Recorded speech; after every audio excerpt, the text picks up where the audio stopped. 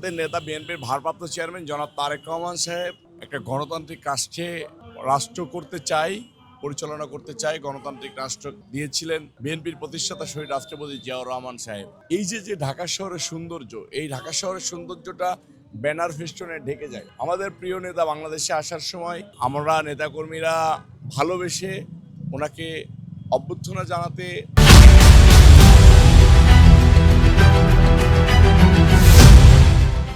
ঢাকা শহরে বিভিন্ন জায়গায় ব্যানার ফেস্টন করেছিলাম। বিএনপির ভারপ্রাপ্ত চেয়ারম্যান জনাব তারেক রহমান সাহেবের নির্দেশনায় ব্যানার ফেস্টনগুলো খুলে দেওয়া হচ্ছে। সাধারণ মানুষ যেন ঢাকা শহরের সৌন্দর্যকে উপভোগ করতে পারে, সেটার দিকে তাকিয়ে উনি বলেছেন যে ঢাকা শহরে যত ব্যানার ফেস্টন আছে সব খুলে দিতে হবে।